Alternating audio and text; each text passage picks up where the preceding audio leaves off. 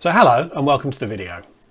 Today I'm going to attempt to answer the very simple question of which Star Alliance frequent flyer scheme is the best one to join. A very simple question, but a very difficult one to answer. So difficult in fact that this video will be split into two parts. And although this is extremely bad YouTubing from me, I'm going to tell you the answer right now. And that answer is, it depends. Sorry. I will though reveal the scheme that I am going to join and why I picked it.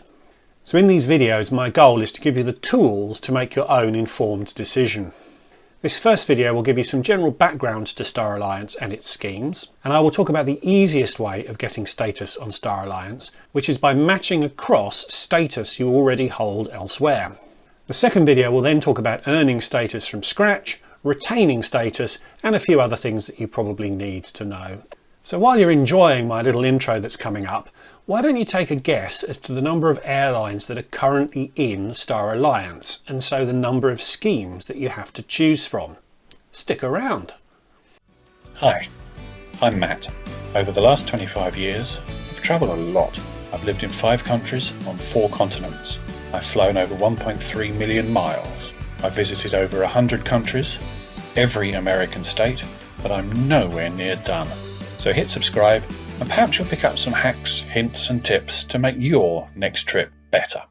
So how many members are there in Star Alliance? Well, the One World Alliance has 14, SkyTeam has 19 and Star Alliance has 26.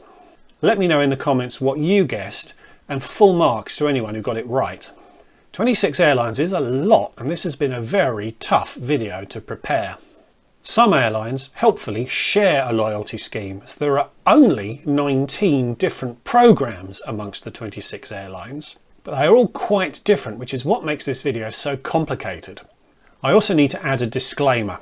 I've done my very best to ensure everything in this video is accurate, but I must apologise in advance if I've got anything wrong or if something has changed since I made this video or looked up the data that I've included. I'll pin a comment to this video and put any updates I come across there. So within Europe you have Lufthansa, Austrian, Swiss, Croatian, LOT Polish and Brussels Airlines all use the Miles and More scheme. Europeans also have TAP Air Portugal, Aegean, Turkish and Scandinavian to choose from, so that's 10 European airlines in total. Let's say Turkish is European. Africa offers 3, South African, Egyptian and Ethiopian. The Americas offers 4, Air Canada, Avianca from Colombia, Copa from Panama and United. Note that Copa and United share a loyalty program. Asia offers 8, Air China and Shenzhen Airlines, which also share a loyalty program, plus Air India, Thai and Singapore Airlines, plus Asiana, EVA and ANA from Korea, Taiwan and Japan respectively. And finally, in Australasia, you have my old scheme, Air New Zealand. And that highlights the real weakness of the Star Alliance program, which is its coverage of Australasia. It's a bit of a bottleneck. Asian Airlines and Air New Zealand will get you in and out, but options within the region are quite limited. There are 2 tier levels of significance within all Star Alliance programs, which are silver and gold. What individual airlines offer to their silver and gold members does vary, but the standardised benefits across the network are shown here. Basically, silver is of limited use as it only brings standby and waitlist benefits. No quibble lounge access comes with gold membership, which is a key difference to the One World scheme where silver will allow you entry to lounges. Many Star Alliance members do allow lounge access to their own silver members when travelling on that host airline, but gold is the tier you really want to aim for in any Star Alliance program. The reason why I am resetting my Star Alliance strategy is that when I arrived in Australia in 1999, I joined the Air New Zealand scheme and have stuck with it ever since. Now they no longer fly to the UK, the nearest airport they service is 5,500 miles away, so they're not exactly the most practical option. I could still achieve gold with them, but many of their benefits are tied to flying on their Air New Zealand planes, and so as I've gone back to 0 during this lockdown, it's time for a reset. So when deciding which of the 19 programs you want to join, there are really three main considerations. The first is how easy it is to achieve status. The second is how easy it is to retain status, both of which involve the earning of miles. The third is how easy it is to spend miles, both in terms of hassle but also purchasing power. There is a fourth consideration, which concerns the benefits a specific program might bring. This is not a critical consideration, as most benefits are generally pretty consistent across the different schemes, but you may occasionally stumble across a quirk that might be significant in your decision making. I'll highlight some of those as we come across them.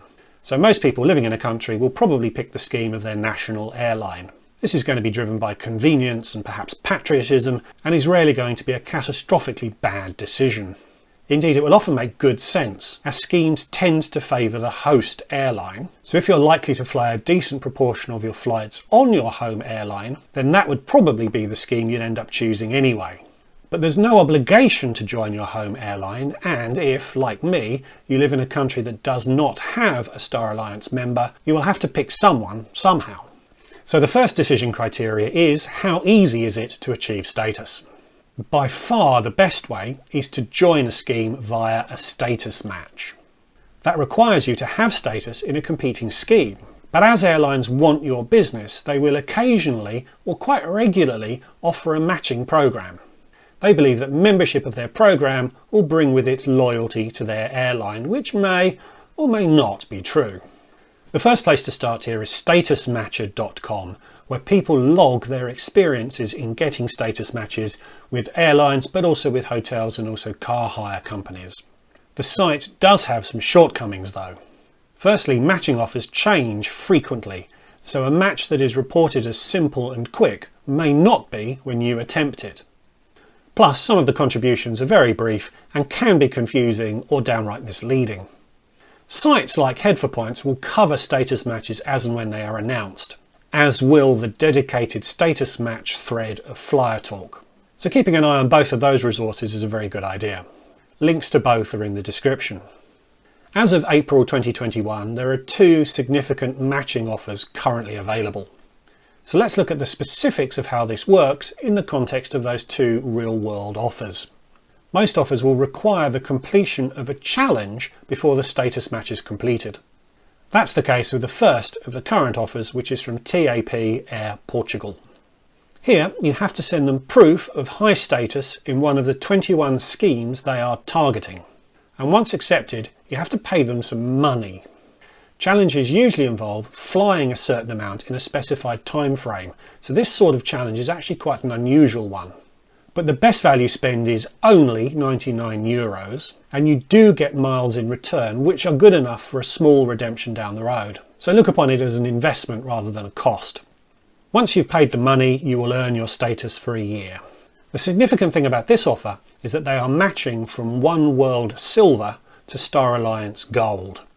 That's the tier that brings widespread lounge access. So in that regard, it is an equivalent match. But Star Gold is a significant upgrade in most other respects. This kind of match is very unusual, so it is a pretty good opportunity for a One World Silver member. One World Gold also maps to Star Alliance Gold, and One World Bronze maps to their Silver tier. That won't be particularly helpful, but it might give you a bit of a jump start if you have a lot of Star Alliance travel upcoming. I'll talk more generally about renewing status in my second video, but to renew that gold with TAP, you'll need to fly 25,000 miles and take 4 TAP flights. The small print involved in all of this is quite lengthy, and it does bring up a significant point with all of these schemes. You'll frequently be dealing with an airline for whom English is not the first language. So the quality of your experience with them will depend on the amount they have invested in operating in English. TAP is actually pretty good, other airlines less so. I've said a couple of times that this video has been a nightmare to make, as very little of this is simple and straightforward, and every scheme has its own quirks and peculiarities. So I'd appreciate it if you could give the old like button a click. It will give me some compensation for the hours I've spent on making this. Talking of complexity, the other current matching opportunity is with Turkish Airlines. This has been available for just about as long as I can recall. If you hold high status in a nominated scheme, you can match across to Turkish's Elite tier, which maps to Star Alliance Gold. They do not allow matches across from other Star Alliance programs. So far, so simple. But that initial match will last for 4 months. You can extend it to a year by travelling just once on a Turkish Airlines plane. That status will then be extended for a second year if, in that extension period, you fly 15,000 miles again on Turkish Airlines planes. Your first qualifying flight won't count towards the 15,000. Right, if you then fly 37,500 miles on any airline in that second year, you'll be renewed for years 3 and 4.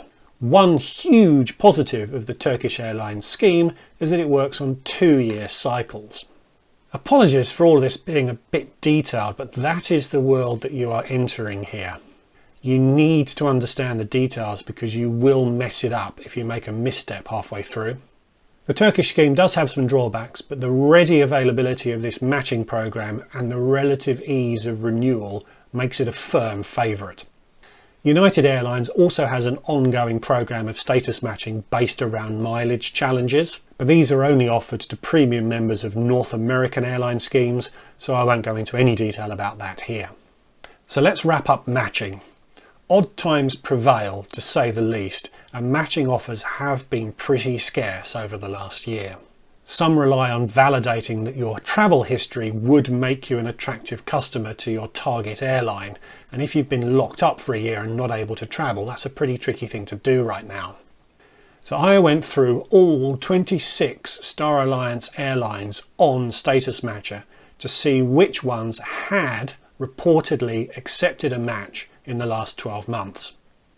I found 4 airlines that are reported to have done so, in addition to the 3 that we just talked about. They are Air New Zealand, Avianca, EVA and Singapore Airlines. So it is happening, and I would expect matching to ramp up as travel recommences. Significantly, it looks like none of the airlines in the Miles and More scheme, led by Lufthansa, offer status matches. So that's how status matches work. They're only an option if you already have high status in a competing program, which is not the case for everybody. And of course, you don't have to join a scheme via a match. If there's a particularly attractive scheme out there, then joining naturally and organically building up to gold status might be a better option. That is particularly true if you have a high volume of business travel planned, where the difference in experience between having and not having gold status can be negligible. So let's wrap up video 1 here. Video 2 will talk more about earning miles, as well as when a mile is not actually a mile. You may choose to join Program A even if it has a higher quoted mileage requirement than Program B, because of the way Program A defines its miles. I'll also talk a little bit about spending miles and other factors that may feature in your decision making. So thanks for watching. Like, comment and subscribe if you're new, and I'll see you all again in the next one. Goodbye.